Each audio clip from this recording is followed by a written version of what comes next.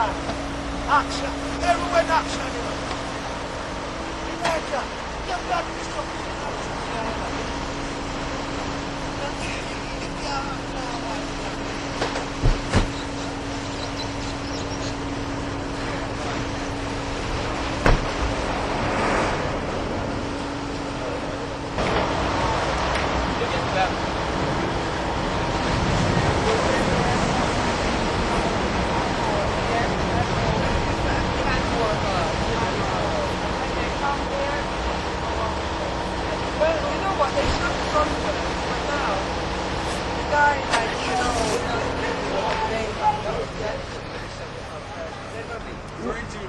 Yeah, that's what I'm saying. You told me come back to you in June.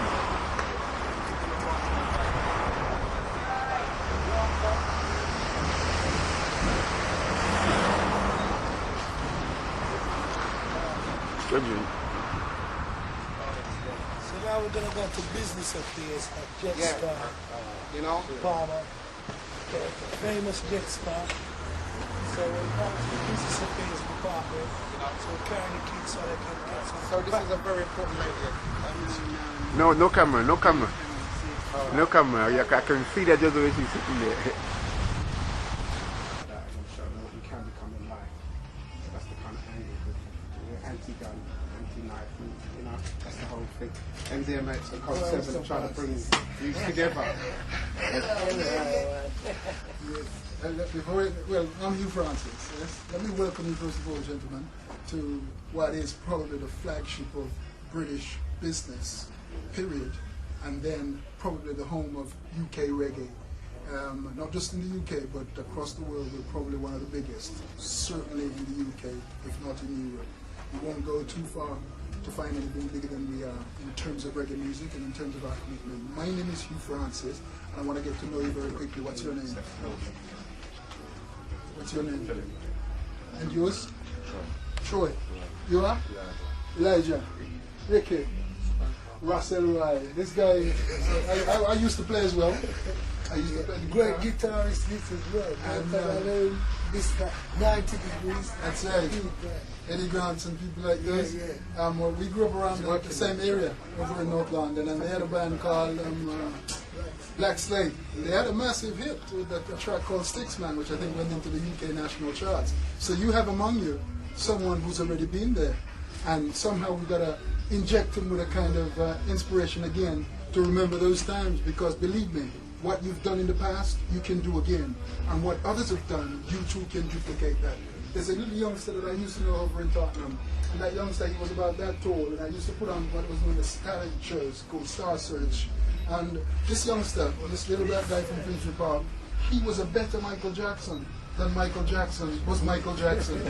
And that told me, you know, that if we study enough of what someone has done, we can also duplicate it. Imagine if that youngster was studying how to make money.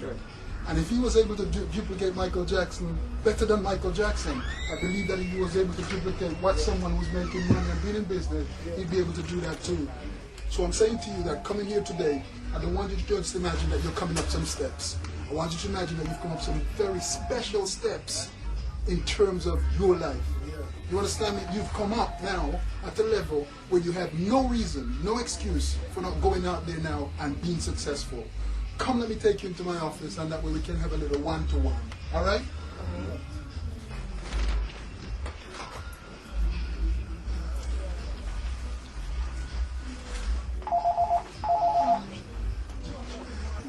Where we make things happen and we spread it out across the world. Beenie Man came through the door the same way that you did just now. And we went on to create a track, a big track of his called Who Am I? Girls and Sugar, Who Am I? You know, big track started right here in this office. I want you to touch this desk and know that when you leave here today, you have been and you've seen what is possible. You now just need to go out, stand up on our shoulders and just tell the world, we are ready to be productive. Don't go around wandering and holding your head down and wonder what you could become. Know that you've been put on this planet to be successful and to do good. All you've got to do is, people need to remind you, because the media doesn't do that. If you watch the media and if you listen to the media, they'll drive you into the ground, because all they say about me and you are bad things. You understand me? So don't expect them to say you're good. You just go out there Don't wait for them to congratulate you. Don't wait for them to offer you nothing. Just go out there, be an inventor, create something, because musically that's what we do. We create and they copy, and they have mass media that gets them successful. Right here is where we do all the publishing, all the contracts, take care of all of that. Within this company you have not only this particular part, but you have the studio, which Valerie is going to tell you a bit about later. We have also the media department, which does the video. We have the mastering room. We have the sales team next door. We have the A&R team here. We have the designers upstairs who designs the sleeves and everything. We have the manufacturing part upstairs. We send the product out and bring it back into this building. We have the drivers who take the stuff from here and deliver it to all the stores. So we are so independent that we can get you in as the artist to go and record the music, come up here, we do the contract, put it there, get the sleeve done, put it on the van, take it out, take it to the shops and to the radio station. There's nothing that we can't do. It didn't happen overnight. It started with 3 brothers from Jamaica. 3 of them were Carl Palmer, Harry Palmer, and I can't remember what the other one was called. I don't think he's in music anymore. They started in the 60s, coming from Jamaica, nobody to help them, but they found a way. And from the Palmer brothers, it grew into what it is today, Jetstar. And I'm saying to you without fear of contradiction, our commitment to reggae music is second to none.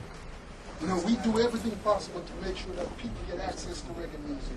And throughout the years that they've been in business, they've been able to create employment for a lot of people. So I'm saying to you, gentlemen, I don't know what part of the industry you want to go into. I don't know which industry you want to be into. But right now, you're touring what is a music company. You may decide you want to be a producer, performer. You may want to be a manager. You may want to be an agent. You may want to be the designer who designs the clothes. You may want to open up a radio station. There's a lot of things that you can do. All we need is one successful act, and you can see people like Eminem and 50 Cent. When they just one act, you can imagine the amount of people that they employ.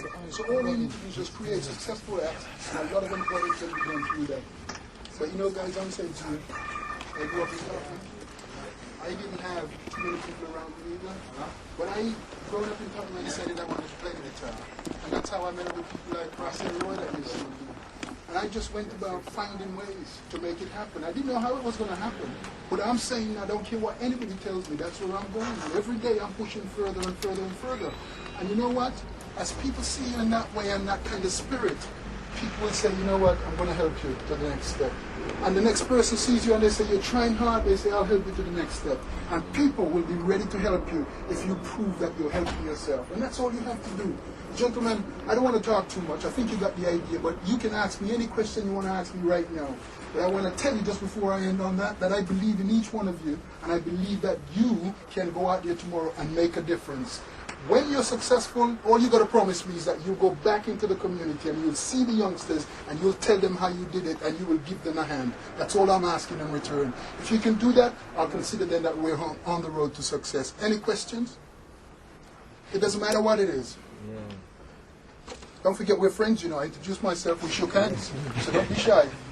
If you're shy with me, you're going to be shy out there. Forget the shyness. Suspend that shyness. Just be good. No questions at all? Yeah.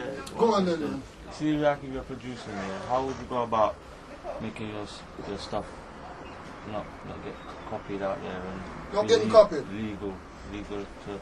So if a guy hears it, he wants to use it, he needs to talk to you, or how do you go about that? Let me put it to you this way. A piece of music is a property just like your car or your house.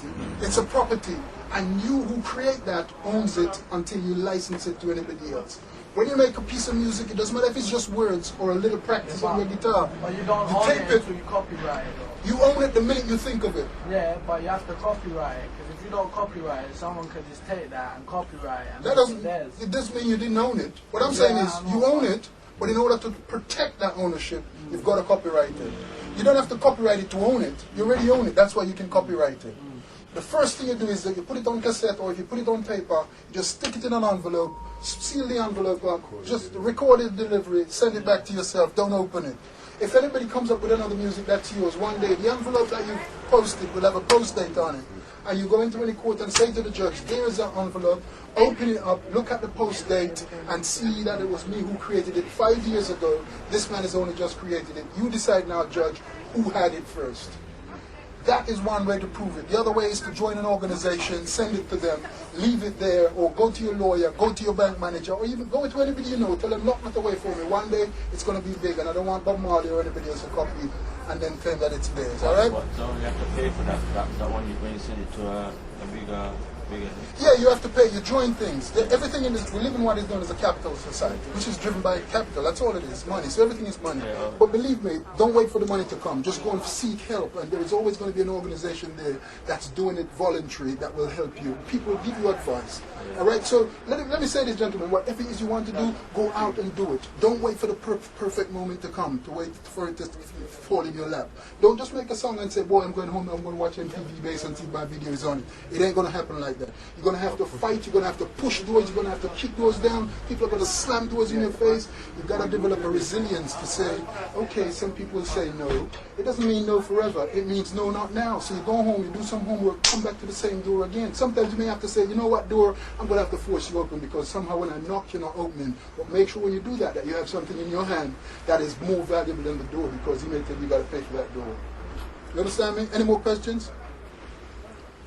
And what they do, you'll probably end up downstairs and you'll see where all the vinyls, all the CDs are, and how they leave the building. You'll probably go into the sales team. So there's a lot more for you to know. My bit is just one little bit. But I'm saying to you guys, I came from where you are. I grew up in Tottenham, hung around with Russell Roy and them. I met a guy called Eddie Grant, and he kind of guided me a little bit into the business. He was our producer for a long time. We ended up on Top of the Pops. We toured the world. We did a whole lot of things. You know, whilst I was doing all of that, when I went back home to Tottenham, people used to say to me, the little kids used to come, how did you do it? How did you start? How did you come out of Tottenham? Went on Top of the Pops. You went there. Tell us all about it. And I decided, you know what? I'm going to have to start telling you what happened, because clearly nobody's coming back to say to you it's possible. And I decided to come back and say I'll find myself a black company who is ready to go somewhere, and I'm going to join that company and contribute to what I've learned in the way that I can. And that's how I ended up at Jetstar. All right? Hopefully some of what I said to you today will trigger a pulse. All of it won't. All of it you'll think, oh, it was just talking, I didn't quite get it. One day when you're sleeping or when you're walking, a little bit will come again and another little bit will come. All I ask is that you remember that I told you that you can be successful. You don't have to go and get no other arm, because you got two just like everybody else. You got 2 ears, 2 eyes. There are people who don't even have 2 arms, and they are very, very successful. They can produce. You got it. Enough said. I think you understand what I'm saying. Gentlemen, you're made in a way that you can be successful. Nobody out there is any better than you are. All you need to do is remember, I'm telling you that you're equal to the best available. Do you agree with me? Let's go. Good luck, guys. Enjoy your stay here today. And next time I see you, I want to see you talking to the same youngsters and telling them how you did it. All right? Bye-bye then. All right.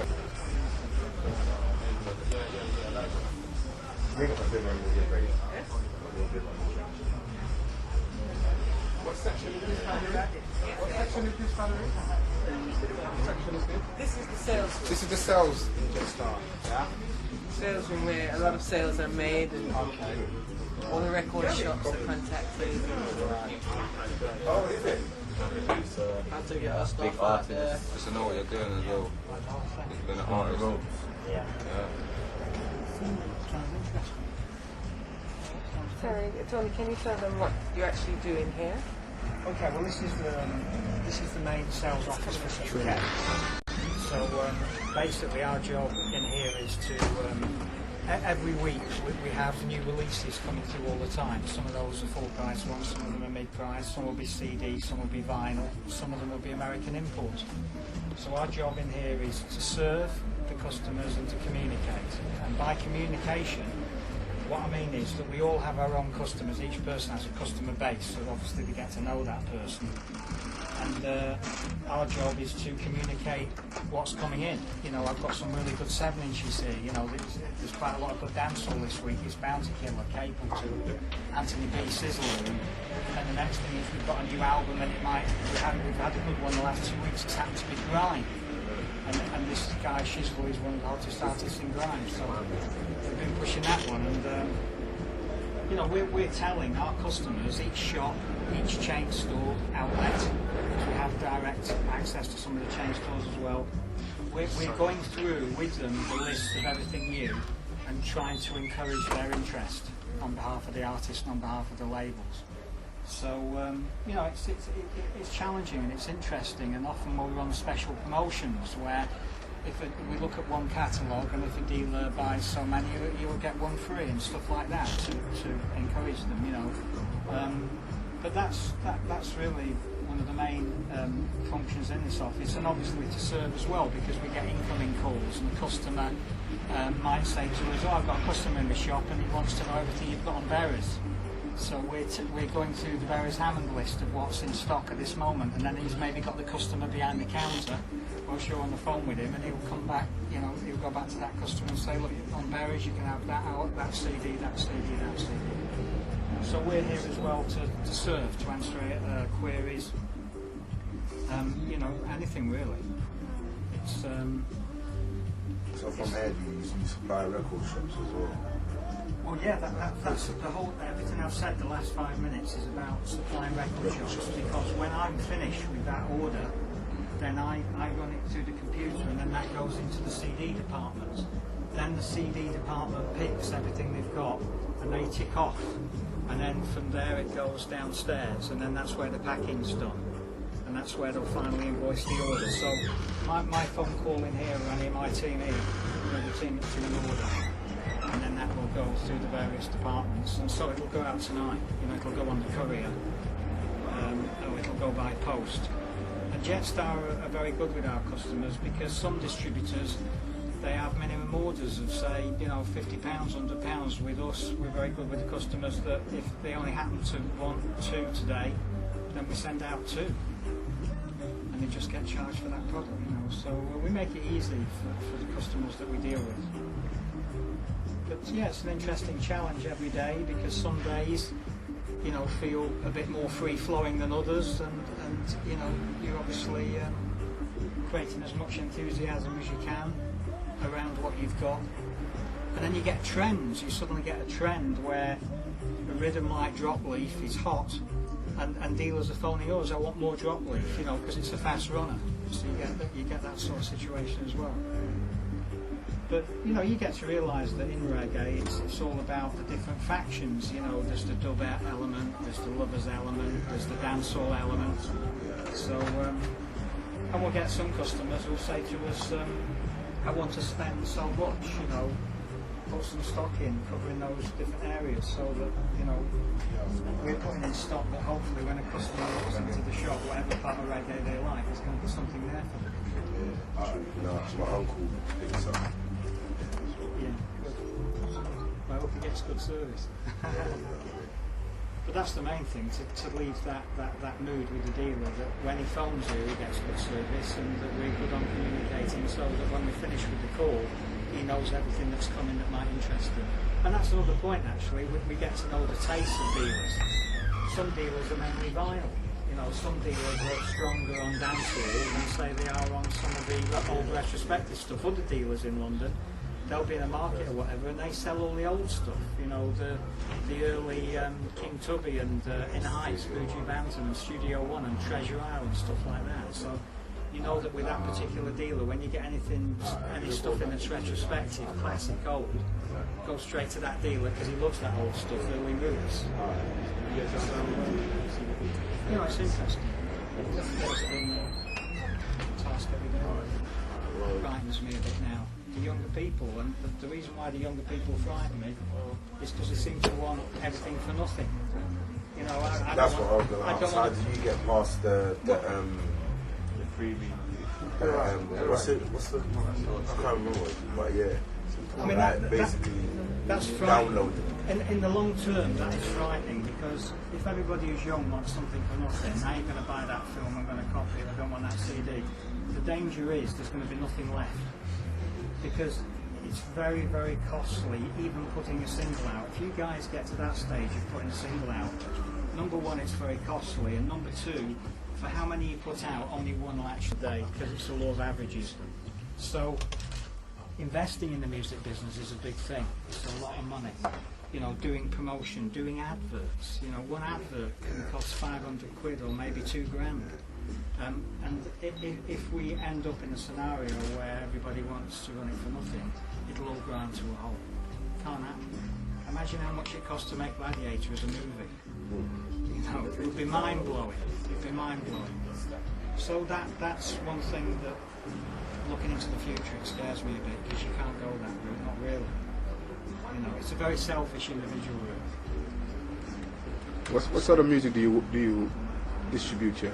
Reggae. It's mainly reggae. It's probably 75% reggae, but gospel is a very growing area. We find that the gospel is increasing all the time. Soca, we do soca. You've got an R&B department. Yeah, we do some R&B, and as I say, grime and jungle. We've got some of the best in jungle and jungle hits. Yeah, So that goes very well. Imports, we'll bring imports in, and we'll have some rap and some soul and jungle, not jungle, the hip hop. So. See the way the music sounds. What is it like? Is it between a contract thing, or is it just going to be between the artists as well? Say if like an artist had a certain way he wants to sell his music, like styles of music or something like that. Does he get a say in that kind of? In that route, or is it all on a contract? Yeah, that's in the communication between that artist and another part of the company. That will be A&R, and if the artist has got preferences when he's signing with the company or doing a deal for some product he's pressed himself or whatever, then those finite things would come out in that discussion and presumably would be passed on to us. But that's really more the creative side of that's another area. I mean, normally I find that an artist, he just wants you to sell as many as you can. That's basically what it's about, and at the end of the day, and we try hard to do that. Brilliant. Okay. Right. Thank you very much. Okay, it's a pleasure. Thank you. Thank you. All the best. Thank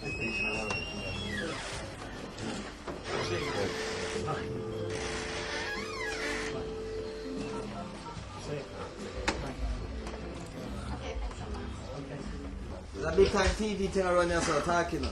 Huh? Calling up for that night. Yeah. Female. 4-5. Yes. No, I have a vehicle out there. I don't have 4-wheel. I have a car, Jeep. What? Jeep. Is that black here? Yeah. Alright, I leave right now. My watch is the big that going on. One is them. Of what they are. You get used to where they are. And when we pick them, we take them downstairs and see the type of artist.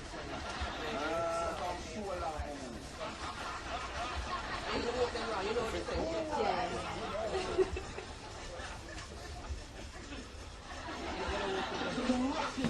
No. I'm trying to keep our Akins way nowhere so that they get the youth then more. Oh right, oh you bought them? Yeah. Okay.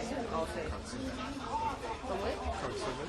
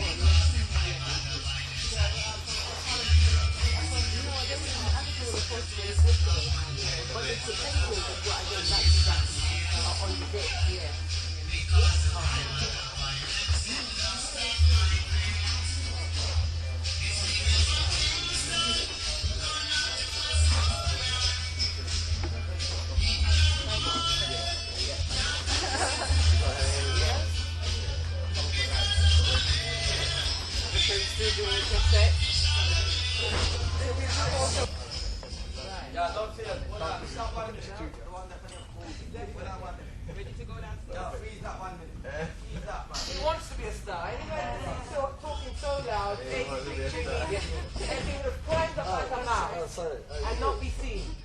Then he wouldn't have been heard, he wouldn't have been seen. You get what I'm saying? I mean, obviously he wants to be starring quick, catching quick. It's a final sound. It's a final sound. Work stop, what? Miss ID. Phoenix. Phoenix. Where the yellow man section there? Don't you say that word, man. What's the matter with you? Them now call them want some CD. Take it up, man. You know where to take it. Where the yellow man CD them? Pick the one up there, you pick it up here, and then you change it. It gets invoiced on here. So what we do, we just put the number in, and it will come up for what Tony did upstairs. Should match the paper, same quantity or whatever. When it gets invoiced, it then goes on the end of the desk there, and the reg packs them up, send them out to them. Reg is the last stop. Reg is a very, very away. important man. I need him to talk He's about Mr. Palmer's left, very, right, he's a very and important central man from back in the days when Mr. P had his shop. When there was a little boy coming in. After it's been invoiced, He running away. He learned the bashfulness from Mr. P. They're bashful. There you go. That's my job. That's my job finished. Well, from here, we're going to go upstairs now.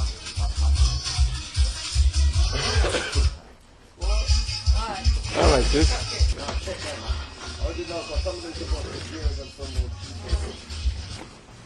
think that's when we go. I think we're going to see the box match.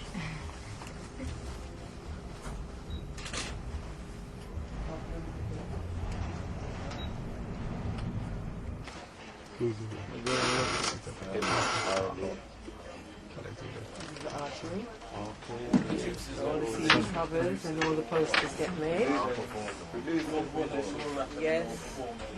So you guys have to know this room because when your product is done, you want to come in and You're the producer. Okay. And what is it? Okay.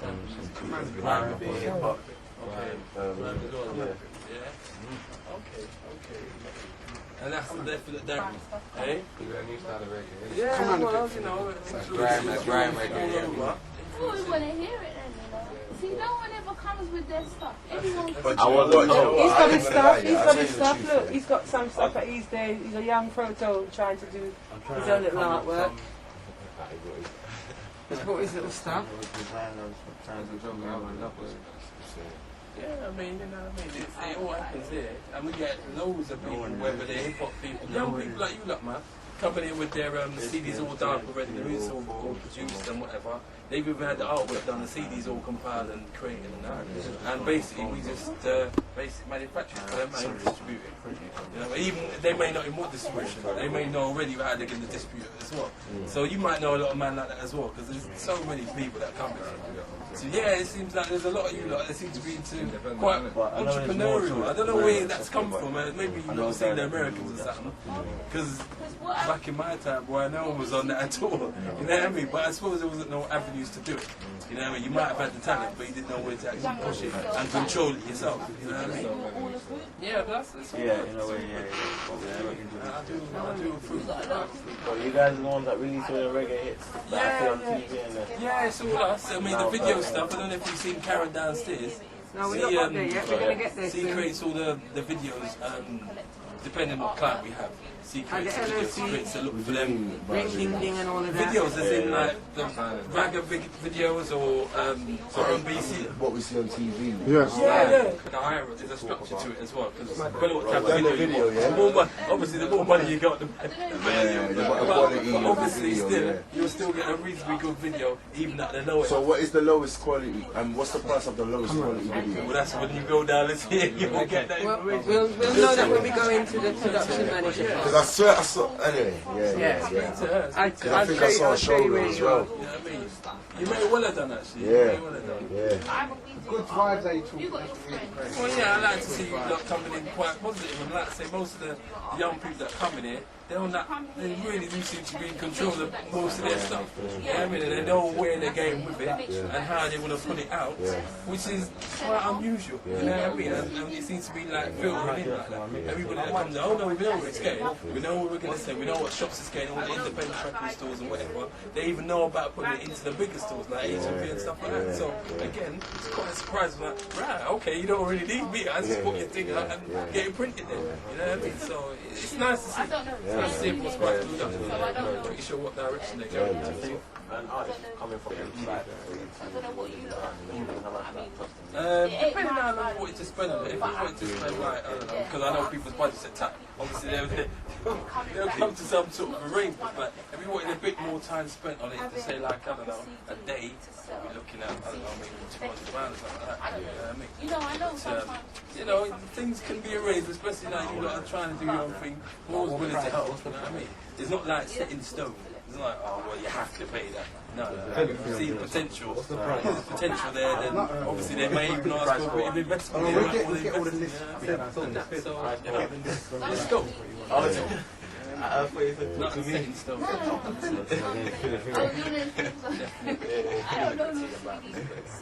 Good shots, it ain't about the time.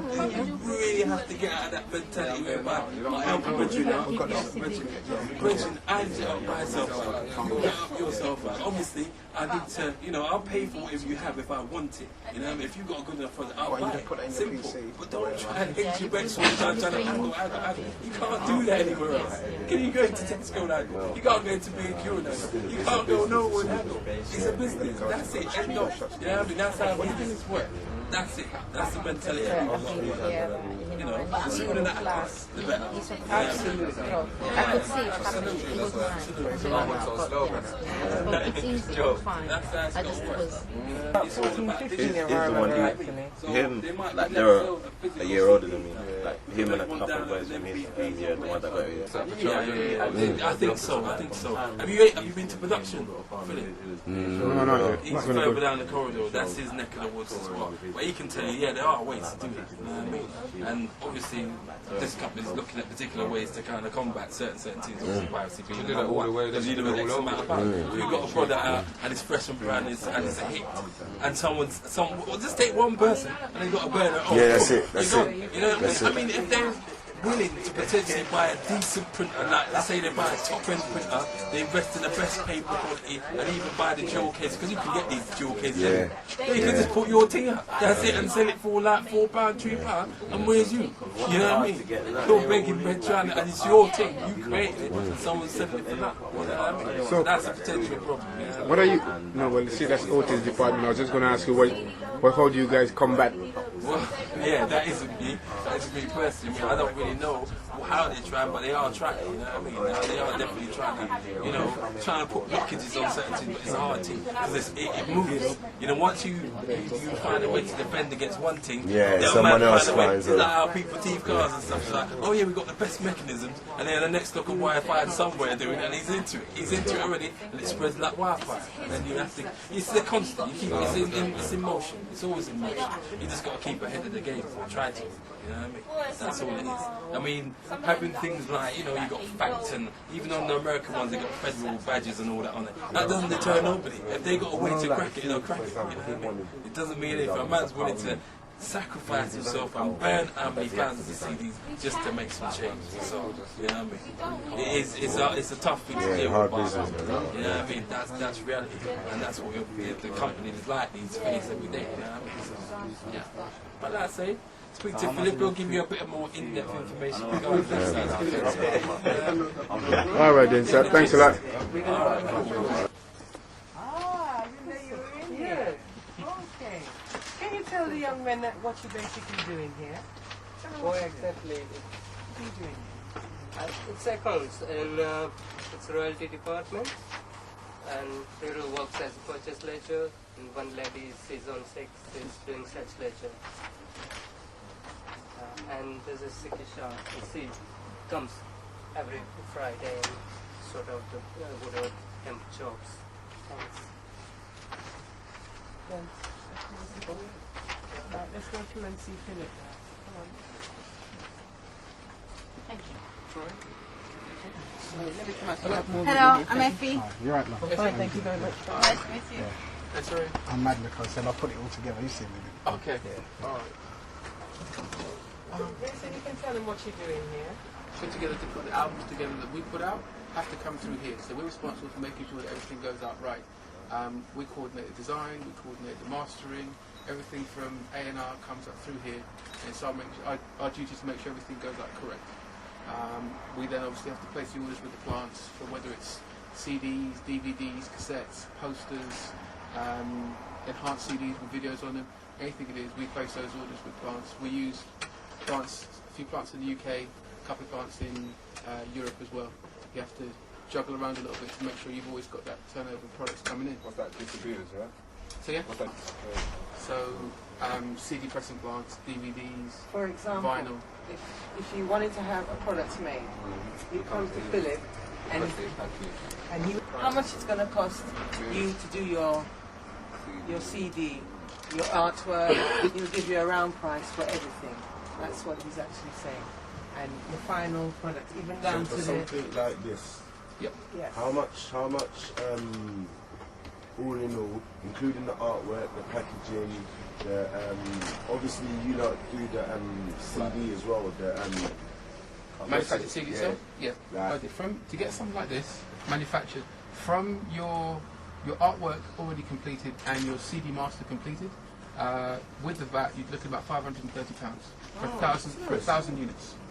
For 1,000 CDs? For 1,000 CDs, yeah. Oh, that's not bad at all. Not that bad, That's is it? good. I thought you'd come up here and hear that for yourself. Yeah, that's it's not as expected as you think. I mean, having said that, there are places that are a lot more expensive. We are one of the cheapest in the UK for manufacturing right now. So, like, that's what does that include? I'm not talking about that. After you've done your tunes, you've gone through your mixing, you've got your you've gone to a mastering place, you've got your things mastered. That's right. And then you come here, like, That's looking right. to get your picture on the CD, all that stuff, and That's right. What we do, that price is from when you've got your artwork designed already. Okay, That's all yeah. the manufacturing process. So that's for printing. Okay, this is an example. So this is for doing everything in here. So printing of the paper parts, the booklet, Barcode, everything. and everything in there. Printing on the CD, injection molding the CD Yeah. itself. Right? Yeah. Now we can do everything else involved. We can do the artwork. We have a graphic design team who've met already. We can do that for a price. We can do the mastering. We've got a mastering suite downstairs as well. I'm assuming you haven't been to the studio then either. Some have, but some had just arrived. So because he wanted to go to lunch, we started off with you first. Okay. And I've worked our way. We'll end up in the studio. Okay. And obviously, so we can do everything here from concept through to putting it on the shelves in the stores, because we've got 2 production studios downstairs, we've got the mastering suite, we've got the design up here. But to do all of that, When we go downstairs. that costs a lot of people, doesn't it? Well, at the end of the day, people can do it at different levels. We get some people who come in and Unless they've it's done signed. everything from start to finish in here. But then turn around, some people may say, well, you know what, we're already making our tunes at home. We're doing things, we've got a little studio here, we're doing things on, but they may come in here to mix because they can get a bigger sound in here. And they may say, all right, well, we want a professional finish, so they're going to say, well, we'll come in here to do the mastering as well. So it's all about getting the best thing for your money. Because no one out there, no one out there has got money to waste right now. So it makes sense, you know, if you've got something to work with, you can start somewhere else, do that, then come in here, do your finish off, and then do the mastering, everything else. Okay, so all of this plus your designing, right? Your mixing and your mastering.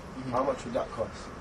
With that, Depends on hours. Depends on hours. That depends on it. That's How much is it per hour? Is it what is it, like £100 an hour for mastering? Well, that's like big company price that we charge a major company coming in. But obviously, once you speak to Valerie will talk to you on a much more down to earth basis when it comes to the prices. Because I can't remember where it was, because we went to our mastering place to master our mixing. It was like £100 an hour. We only spent 2 hours anyway, but it was like £100 an hour, and it was like, wow, imagine if we bought an album and we wanted to mix it, because it's a mixtape, we did it as one. Do you understand what I'm saying? So imagine if it was an album and you had to do it each on each track. You're paying a lot of you're paying a lot of money. So it was like our standard rate for our mastering suite is £50 an hour. Okay. Yeah. Oh, that's heavy work. I mean, what stage you guys at? What do you do? You produce, ready to go? Anything you never start doing? That's what we're doing now. I'm in the process This is of our job. I mean, everyone's putting together now. We've got an antidote ammo for them. So we're getting. So we want to just see the after effects. Okay. Here. So Alright, well, what we'll do, I'm sure Valerie will talk to you about the studio. For the mastering suite, if anyone you wanted to come down and do some mastering here, as an introduction for you, we'll do a half price rate for the mastering if you want to come down here and do something. Oh, that's serious, Yeah, we encouraged you then. I was going to tell you all that. So Valerie, I want to bring down Junior Mix. No, calm down. Yeah, calm down. I want to talk to you about that. I want to bring down Junior Mix. Okay. 6 weeks holiday coming up. Okay. So what kind of music do you do? R&B, hip hop, reggae, hip hop. Not a grime in here and all of that.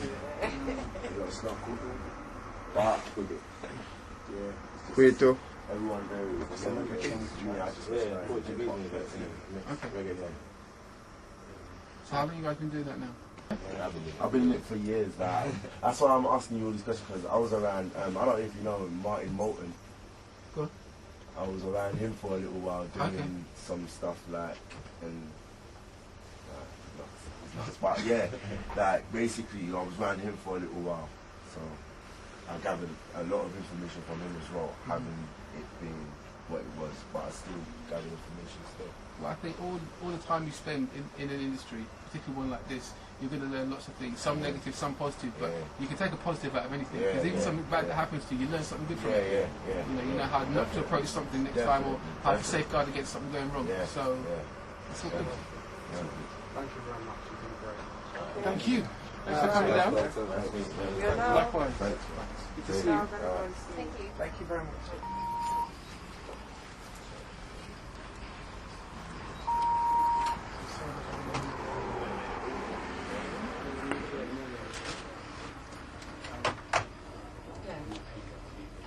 This is the man that inspired me for the business from you. Am I right in saying that, Mr. P? Coming to see this whole thing. So it's nice. I feel like privileged that Valerie, everybody's just working with us. So comfortable with the camera. Sorry. Yeah, you're not so comfortable with the terrible camera. clown. This thing I'm from in Jamaica. And we got a little young kid there whose name is Ricky Stone. He's a good kid. He's always good. He's always tried to do his best at anything he do. So at the school, everybody laugh after him because he got a bag over his shoulder that always hanging him down because he got all the books in there, and his class is always lean, and they laugh after him in every way. But he's the one kid that waiting outside the classroom when the teacher come out and said, "Teacher, you say this, but I didn't understand it. Can you explain it to me?" And he make his note and put it right. That and the only bullies in the schoolyard would always pick on him. And you know that guy now in Jamaica is the head trade union man. They run the country on their own because in Jamaica they depend a lot on trade union. He run the country because he was good. Anything he do, he don't care what they fight and say to him. He just been good. What I'm trying to say to you, man, you are the men of tomorrow. And you have to be good at what you do. But sit back and wait and gifts and presents and all that, it won't work. You have to make a better tomorrow for the society around you.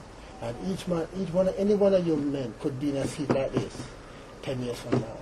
It all depends on what you want in life. Life is what you make it. And I'm from a poor background. Didn't nothing come from my parents to me, no nothing. And only that I come in this country and I see opportunity and I take it. But I didn't take it because of stealing and drugs or anything.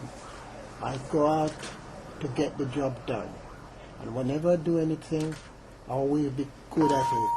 And people that associate with me always want me to work with them again because I always try to be good. So I want you kids to leave here today with a determination to be good.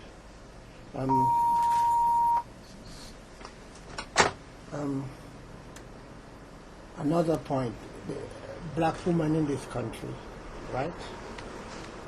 They were more or less the less because even the men looking down on them because the men come home, the woman have to provide the food, they have to take care of the kids and all that, and the man just trying to grab the money to have a smoke or anything like that, and the woman have to fight against that. That was about 20 years ago. Now, black women rule. They rule. They're the one with the checkbook. They're the one with the card. If you pass any one of these factories out here, you see the women driving and giving the men a lift. Because they didn't want to take that no more. They want to be in a position where at home they are partners. Not a man to go and do that. But let us do that, let us do that. And they have achieved that.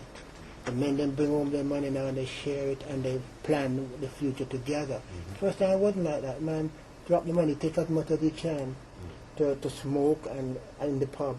And sometimes the kids go on to school with cardboard in the shoes bottom. But now it's changed because the women demand change. They change their life. If you go into any big commerce now, you find a black woman as a secretary there, and they are very good. The managers will ask them, have you got any friend or sister you want to work, because they make it good for everybody else. So you kids, you know that you don't have to take second place. It's up to you.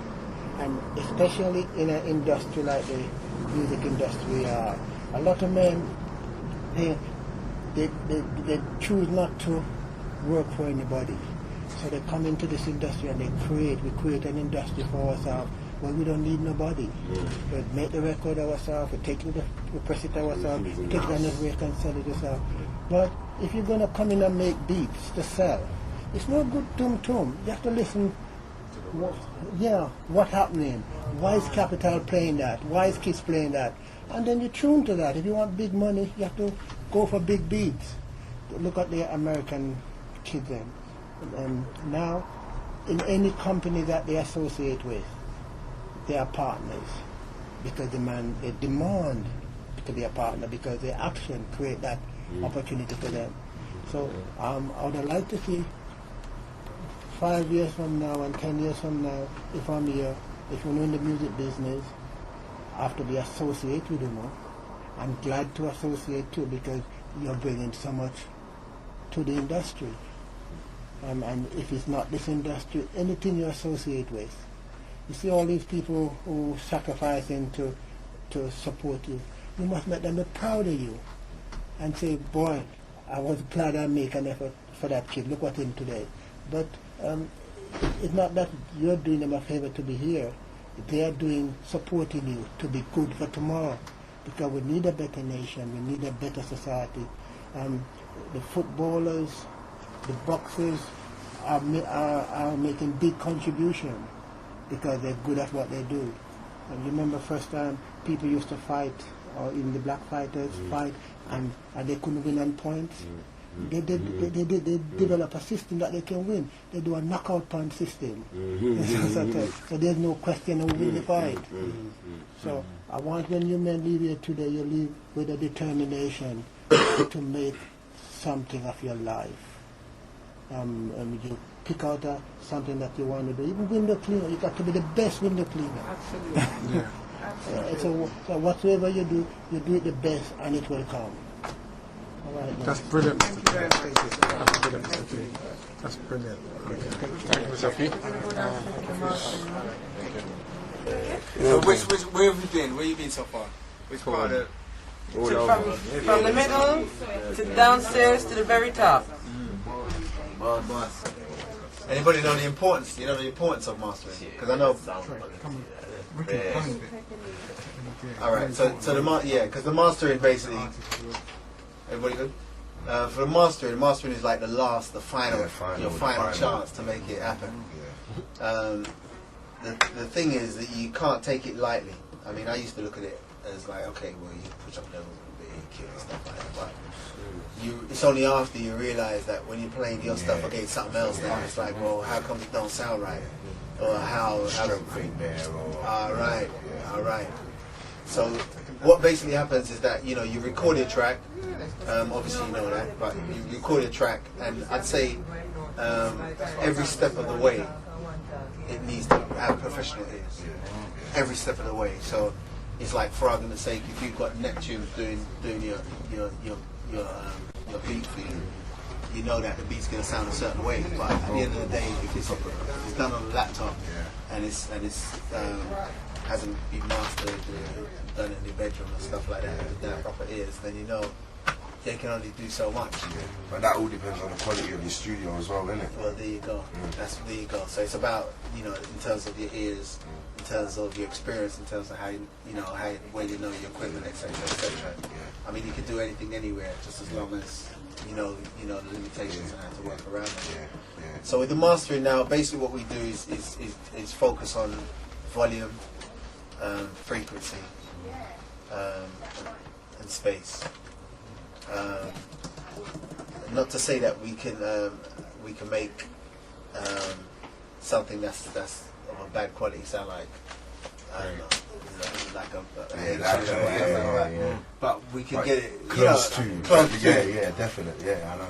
Yeah. And the most, I think how we kind of look at it is that at least it should be able to play on the same album, and and not. Sound weak against out there. All right. Now the thing is that it's like, for argument's sake, have another listen to the Jack Hill tune, Your Love. Right, Love You, sorry. Right. If you listen to it, it's like they did it in a small joint and they've pushed it up. And when I say it's pushed up, it's literally frequency. It's right against. It's like them hit the ceiling and they're just pushing right up to the ceiling, And you literally hear it straining, but the levels is good. And if you're not listening for it, and you're not, you won't know. You won't into the music like how we are. You won't notice. You listen to the lyrics. Exactly, and stuff like that. So basically, what we do. Let me just give you a quick demonstration. Of what? G4. Yeah. Pro Tools HD. Okay. Just your basic Pro Tools CD. Do you run Pro Tools backed up with anything else, or is it just Pro Tools? Pro Tools, and we use like hardware. Okay. Because remember, it's just basic mastering. So you don't. All we need to do is through your EQ unit.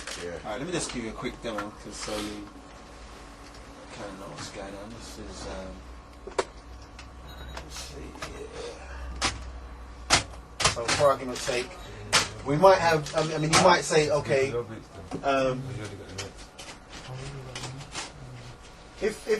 Question, because I know a lot of you do know about mastering, but question, if for argument's sake you recorded a tune, produced it, mastered it, would there be any reason to master it again? Yeah. Why? Because you might not get to the sound you wanted. Okay, no. Got to the sound that you wanted, everything's great, would you need to master again? At any point in time? You're talking about compressing and stuff. I'm just saying master. Master. So it will cover compression, EQ, volume. Imagine now you've just got a single, right? You've recorded a single, put the single out, bam, it's mashing up the place. Everywhere it plays, it beats down the place. Would there be any reason to master it again? No, not unless you're going to remix it. Nah, I mean, forget about remix. That's a whole new. Or different styles of music, maybe like you need for radio edited, or you can get different sounds in it. So you might maybe turn down the sound to remaster. Okay. Well, I tell you what basically I do a lot here is that we do compilation albums. So they might have reggae hits, 2001 or whatever. So you have to remaster it to that. Right, because basically what you want to do, bless you. Basically what you're going to do is that you want the album to just basically sound like an album. You want it to sound like one's like the Jack Hill tune, for argument's sake, or one's. You know what I mean? So you're going to basically you might remaster. Ain't you remastering according to what compilation album you've got, or is it? Because it's not really you're remastering and you put that down, and then you remaster and you put that down. Do you understand what I'm saying? Like, you're remastering according to what's right. Exactly. So for argument's sake, what I'll do now, I'll bring up the tunes on, I don't know, Pro Tools, or I might, for argument's sake, just play the CD, have a reference to one of the tracks. So for argument's sake, this is something. I put it right there, made it easy for you to get to. Now you wanna act like you don't know what to do. After I've done everything that you asked me, got you. So that you can find you.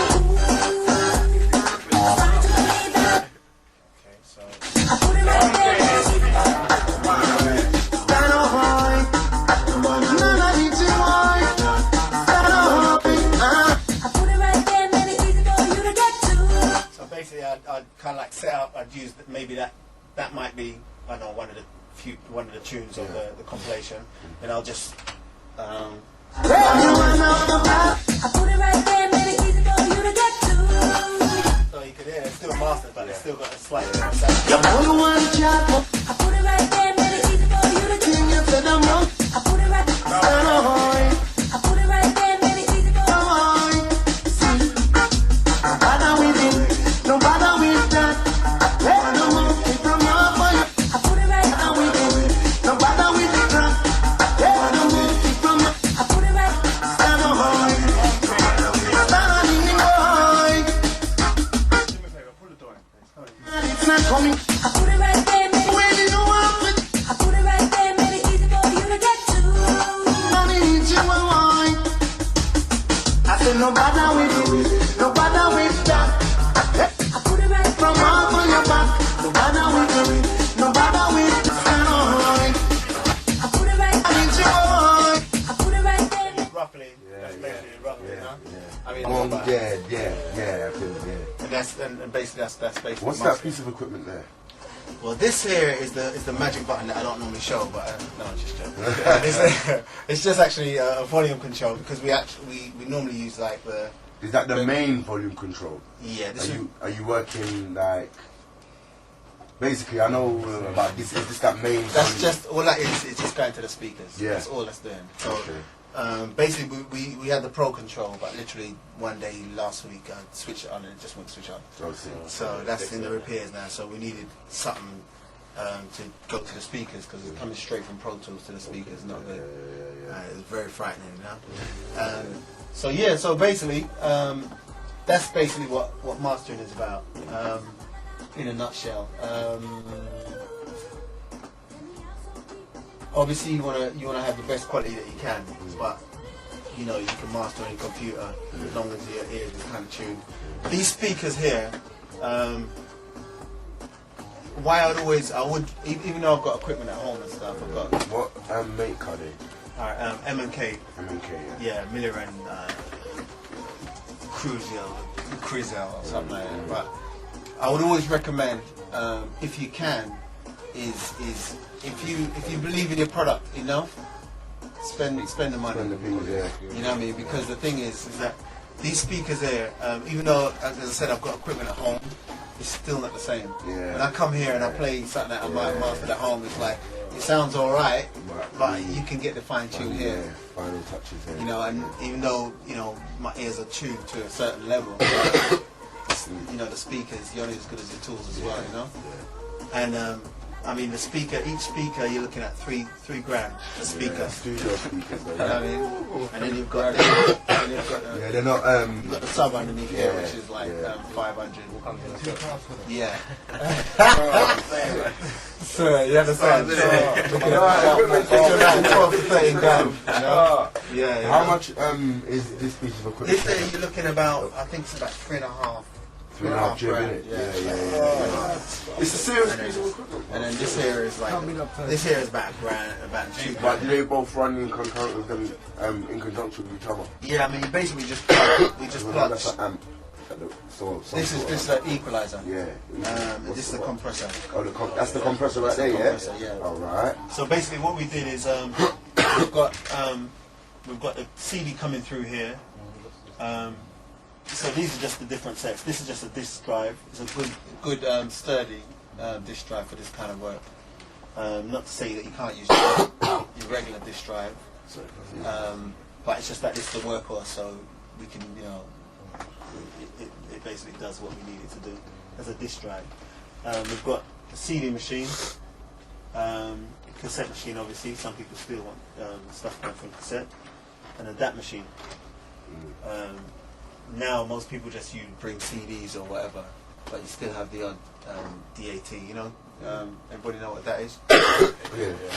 It's like a small video cassette. It's digital. That was like the first. It sounds quicker than CD certain times as well. It's good because it is a good format, but it's just that people prefer to use CDs and stuff, But you can put things on that and move it from that to CD anyway, innit? Yeah, I mean, you just bounce. Ain't the quality crisper from that 2 CD than to put it straight on CD itself? It's the funny thing is that I'm from the old school, right? Yeah. So I would normally say yes, go to tape because it does do something. Yeah, but because of nowadays, people's ears, the public's ears, the industry's ears are all tuned to that same sound card sound. You know what I mean?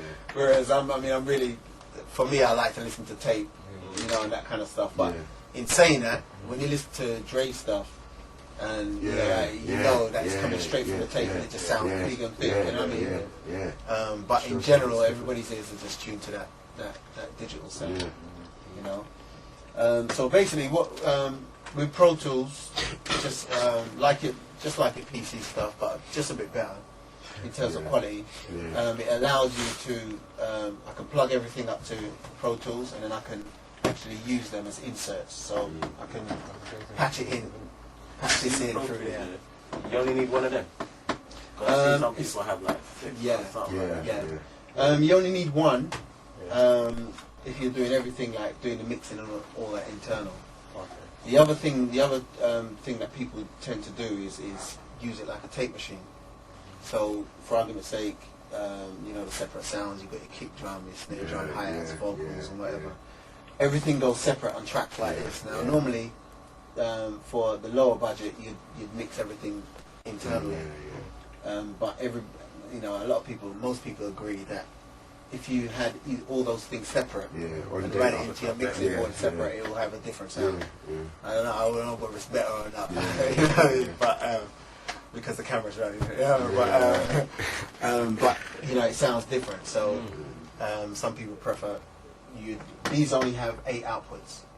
So obviously 8 times 3 is 24. So you can allow the public to, you know, to see you as a star and stuff, but there's nothing better when they talk to you and they just see yourself. All of a sudden, that's like you become a even bigger. Hello, Master. You ain't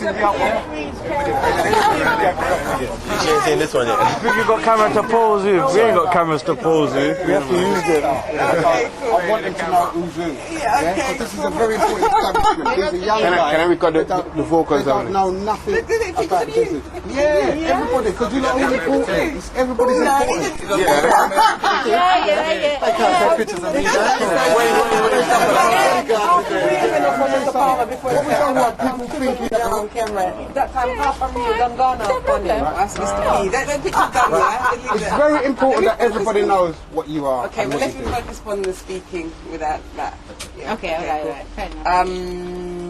yeah, it's important to know your craft, but you might have like a little budget or something. So you might be able to bring in an editor. So then you've got to know that you can deliver on your job. And also it's good to get an idea of that side of the craftsmanship of it. Because when you're shooting, say you're being a director, I don't know what you guys are going to be, I'll ask you in a minute. But that you know how your project's going to be edited together. And that the limitations, that if you don't get a certain shot, maybe you can get away with it, or maybe your whole thing's going to fall apart.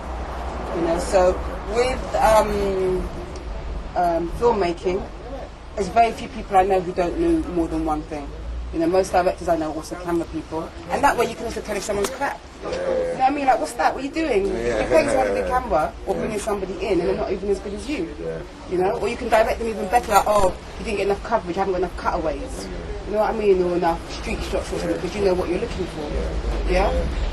What kind of group is this? Is it all multimedia? Yeah, it's from over East London. East London? Yeah. You bring up these as a big day out. Yeah. I took half of that just to get up here. That's the Van Elroy program. Okay, cool. What's the college? It's from MDMB and Code 7. Code 7. Code 7, yeah. What's the name of the course? Well, it's literally what happened that these guys, they're working with the community, trying to get this youth of them into the music business and show them. Taking young buds up to the street, showing them what they can do, who they can be if they put effort in it. These boys are musically inclined, whether producers or MCs, they're all musically inclined and want to know how the other side of it goes. Apart from the training procedure and spitting lyrics. They want to know how it really goes. So one of them report them here, where we are completely independent. Your label? Okay, what's stopping you right now from doing that? Basically. You can get funding. I mean, it's really hard. I was talking to someone today, they're doing education side of oceans, and they were saying that there's a couple of youths, and it's very difficult, but they haven't got funding. I think there's someone as well that's got funding from Princess Trust. Me and my bedroom got funding from Princess Trust still. We had to write up our business plan and that. Yeah. But you got it, they declined us once and then... But even again, you got it? But it wasn't a lot though, it was only $3 grand. So yeah, but how long does it take you to get $3 grand? It does wait for you to get $3 grand and people can go out and do another thing, isn't it? You know, and then also, crucially, you've done that once to somebody else.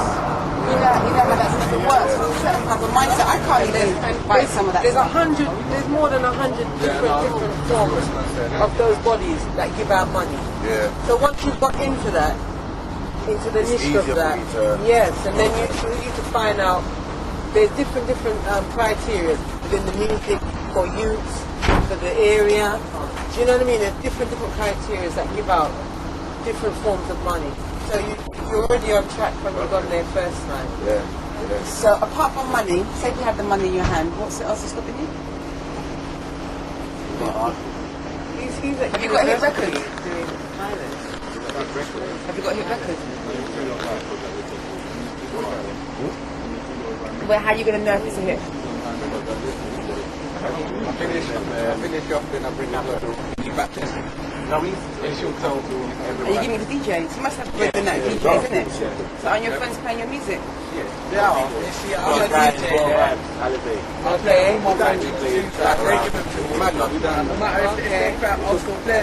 Just to get them out there. You know what I mean? Like, that's what you got to do. But at the same time, friends and they're spitting and that. without, because we got our DJs. What they sound like, what the beats are like, just promote them, innit? Get them out there. People listen to them. And you get like range for them, innit? People say next tune that when you come back to radio next tune, oh, you got that tune, you got that tune. Some people feel that, you get me, like, especially when you're on the internet as well. People are listening all around the world and they're feeling like certain like I get a lot of American, German and Spanish listeners like listening to grime, you know what I mean? They love it out there. Yeah. There's not enough of it out there, innit? You gotta push it out. Good. So what did you say? Okay, okay, so what? Yeah, we've been everywhere now. Studio time. Don't even say practice. No, yeah, you mean practice. Not even because practice is at home. Studio time is money. Money is money. Well done. You need to have your things ready and know what you're doing when you're coming to the studio. Absolutely. Boy, once that time's done, it's done. Ours is money. But like this guy was saying, is that if you just capitalise on your resources, whatever you got, because I think this generation of youths is doing something really independent. Like you might have a brethren that's a manager, next brethren that's a producer, next brethren that might have the latest plugins for your Pro Tools that you can't really get. Do you know what I mean? And then you got next brethren that might have access to a video camera because they can get it from the college at the weekend or the download. Do you know what I mean? You've got to like use each other's resources because then you can create a little empire.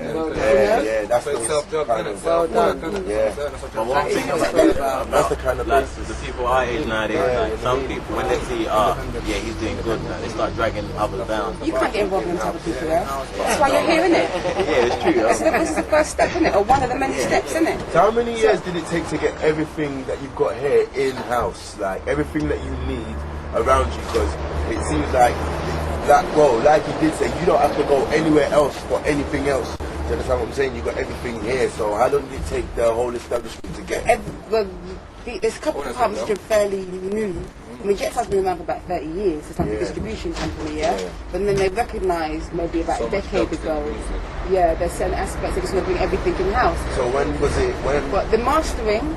Everything? Well, I said the last two areas is like my department and mastering. And I said to Jetstar about a long time ago, maybe about 6-8 years ago, you need to have multimedia. Because to me, as a multimedia person, that's the future. You know, you can't just have music without visual. And once we've got that part in-house, then you're representing culture. So I had that vision before 2000, and that's only really been here proper maybe 2-3 years. And I say as a department, but the results have to come out more than I say it's proper on it. But you can have something sitting here for years. So I say maybe like 3 years for everything to get to that point, but they're still building, isn't it? But let me ask you, so you're a DJ and a producer, and you're Okay. The performance side of it, music side, like singing, Writing, everything.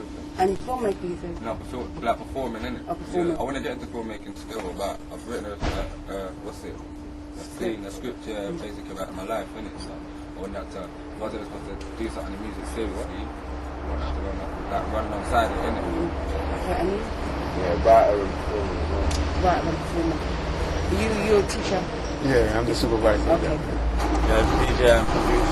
DJ and produce? Yeah. Engineer and producer. Engineer and producer. Writer and performer. Beautiful. Photographer. Yeah. Okay, so how can I help you today, being what information do you need to get from me to help you with what you need to do?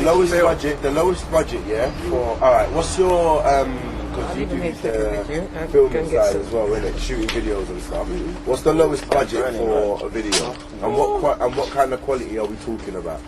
Okay, you can do a music video for free. For free? You can do a music video for free, it might look like shit, but you can do a music video for free, yeah? But it's like, if you want to do like, I've shot videos with this camera, PD150, yeah? And you can do it in the daytime, you don't have to have lights, so a camera person, the camera and tape.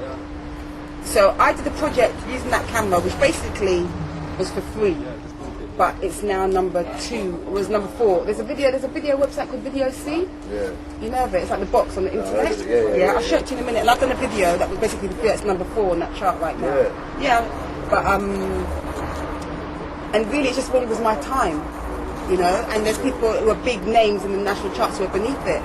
But you've got to make sure you've got, whatever it is, it's got to look good.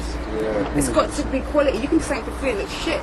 But what I'm saying is, though, there's a difference between the film as well, innit? Like, okay, this is videotape, yeah? So that's broadcast quality, that's a blue chip.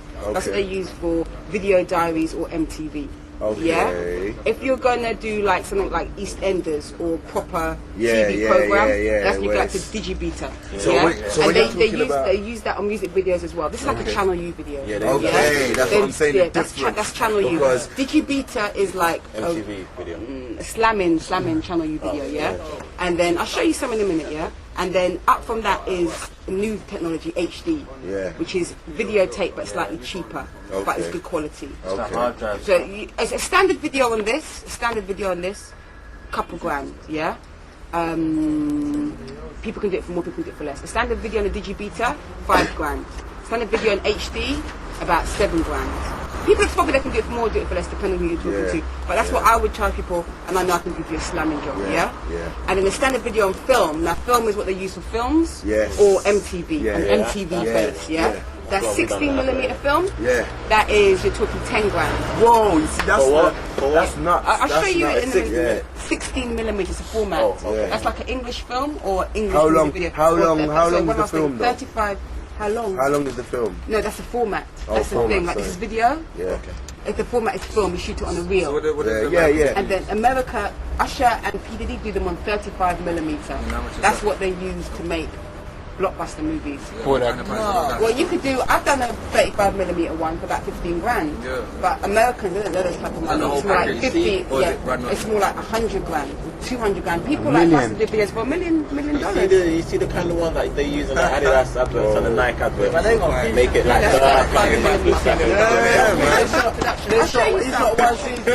Look at my bucket list. I didn't feel like I got a hole in my pocket already. It's hearing that, boy. Burning crazy. Innit though? Made one tune, put it on CD, sold it, made a couple £1 million. That's how you pay for that video. Can't just pay for a video like that, man. That's bad. You gotta be making it first, man. I want this to look like it was shot in Jamaica. There's a cold flipping English day, innit? So I said, we need to make it warm because it's a reggae tune. Reggae tunes are warm. It needs to have a certain tone. That's how I look at film. You know your craft and you approach it in your own unique way, yeah? And my way is, one of my ways is that I look at colour and I look at culture. Like I put a lot of in the attitude, the energy, the fashion, the style. My things are always full of energy or full of vibes. That's how I am. You know? So the colour's there still. So that's why you have to kind of use the information that you get from other areas, you know what I mean? That's why you just can't be one thing. Yeah, one track, Do you know what I mean? yeah. So I'm a director, but boy, I'm about grading. Do you know what I mean? So when I do the proper low budget things, I can grade it myself. So how much did they pay for this? This was about $6 video. And Yeah. Yeah. But I don't know, people don't, I mean, everybody likes the Savannah, but no one says, boy, this looks like it's half the price of Savannah. You know what I mean? Everyone's like, oh, I like the LOC video. Yeah, but they like something, they might not, they might register it doesn't have the same quality, but if they like the vibe, you can kind of... Is it because of the music or It's a combination. If there's enough things like the editing's like boom, boom, boom. With the Savannah, I brought in a professional editor and he sat with me. With the Savannah, I brought in a professional editor and he sat with me and he edited the Savannah, yeah? So I listened to what he had to say and I learned from him. When I did this job, they actually gave me 48 hours. So I called up in the office Friday afternoon and said, could you shoot this video on Sunday? I said, I don't know, but I have to give it a go. So I thought I had to get this video together and I couldn't actually get an editor in time, so I had to edit this as well. So everything that I learned, again, from that guy, I incorporated into this one. But to me, this part gets better down here because we brought in lights here, that was all natural lighting. So it has, and the lights, I made sure I brought in lights that will make them look good. So the second half to me, it goes up a gear, the quality. Yeah, it's more expensive the second part, isn't it? In English, when you're in England, when you're shooting on road, the English sunlight just isn't very complimentary. You know what I mean? It's cheap, like life is hard. And then you've got a day like this, like life is hard, man. So you just have to bear those things in mind because it will make your video look cheap. I'm not saying don't use sunlight, but boy, you have to make sure you know your craft. That's your lighting person. We use a lot of lights when we film it. A lot of lights. Outside and yeah, you have to. That's the look of your video. That's your craft, you know. Okay, let me show you the free one.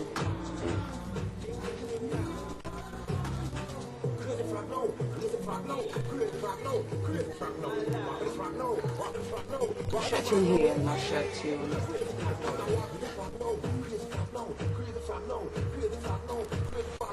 It is very much for a youth thing, you know, so we brought a lot of youths in there as well.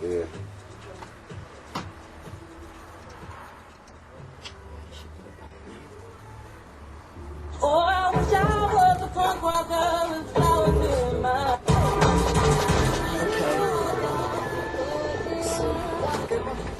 Right, this advert there with that woman just singing there. Oh, that wasn't me. This one, this is this site called Video C. The site called Video C, yeah? This is like the box on the internet. They have a chart. This is the alternative music chart. So this is the video I'm going to show you. This is Badescape. It's number 4.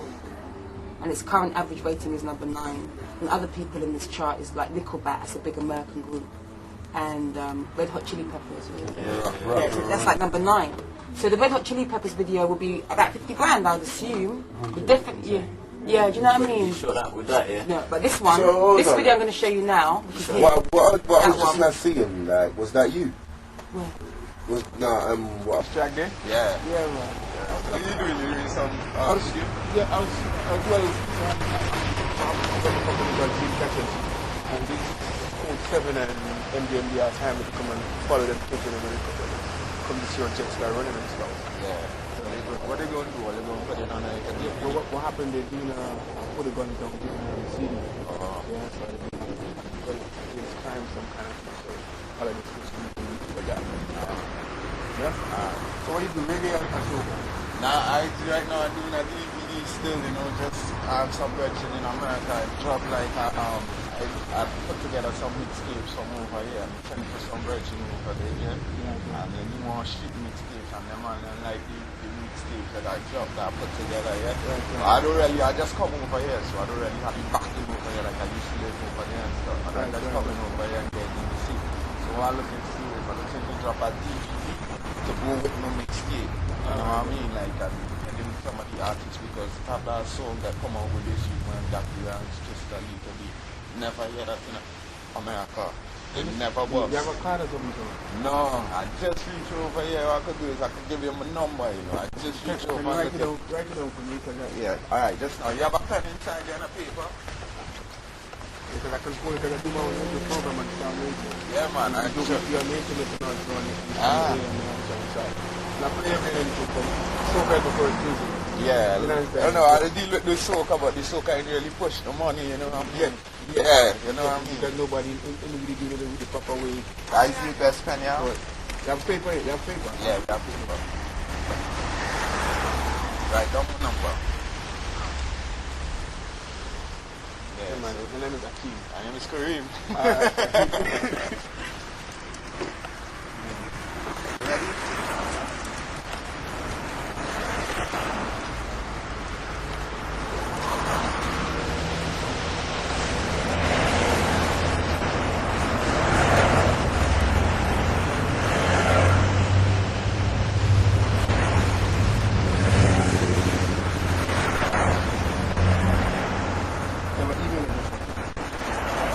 My email address? No, go ahead, but you have one. No, I have one. You can email me.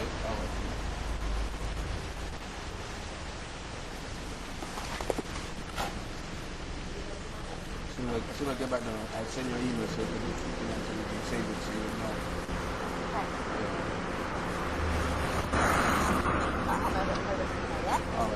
Mine won't come from Sound Radio. Okay, I'm fine. Alright, okay, then nice meeting you. You okay? Alright, thanks. Alright.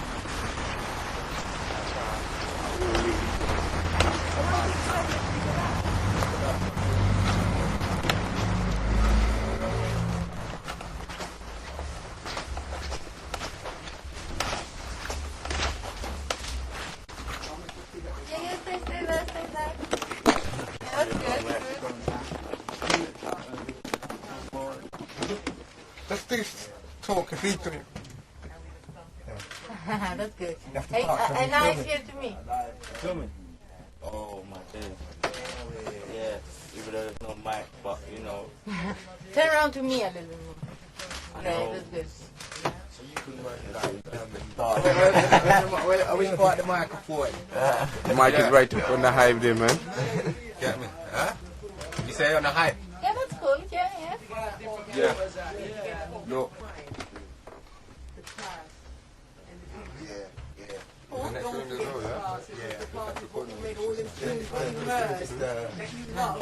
about the actual program, I'm talking about like your all our artwork and everything is a good bit. Means quite a lot of work. But now we're like I said, we're moving on. Yeah. Because we've got all our analog shit Yeah. from time. Yeah. You know, this is all our analog shit. So now we're having now to concentrate on plugins. Okay, yeah, because that's Thank where, you. that's So where, that's where it, you yeah, understand? that's where And that's where the selling point is at Yeah. right now. Yeah. So here's a multi track. No, the other tag. You know the device tag? Yeah, that's what I'm saying. There's, Oh. there's a VCR, but that's next door. But we've got two more in here. So you've got the ADAT in here as well. So we have that ADAT, Pro Tools, and Logic running in here. Next door has got ADAT. I'll show you next door in a moment. Do you run MPCs from here as well? Yeah. Right, so this is it. Yeah, man, come on over with. Man, like when you find that you had to hold up, man. I'm coming from home, you know. What do you mean? AKG, Neumann. I swear it's my house. Tony, you lot did some of you met Tony but some didn't hear. But this is Tony Roughcut. Okay? Big producer. Producer all tune with Barry Hammond and all that. Gregory Isaac. Yeah, Tony. Bless. Yes.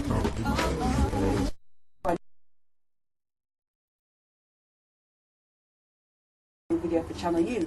So, you know, you just got to know your market and how it can work. So, the obvious answer is yes, but you have to know what you're doing. Because it's not just the video, because you got your video has to play on the television, but if you're playing on the radio, it don't make sense. It has to run in concurrent. Like I bought this video I did here to this latest video I did.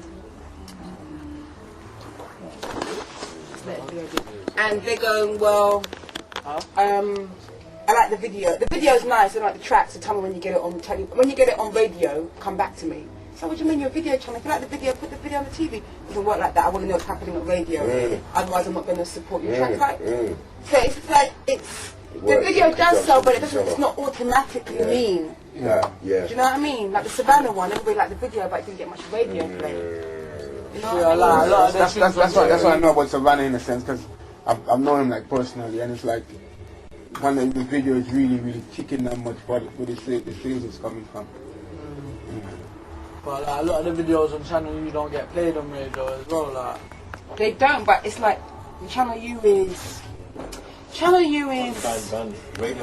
think it's a profile thing. I don't know if you make a lot of money from Channel U, but it's like the beginnings of something. Maybe it's 3 to 5 Channel U years. is basically just to get yourself noticed. Like, really. Yes. It's an intro. Yeah. You ain't gonna make no money off us, like a video of a Channel U video. You need to get on MTV.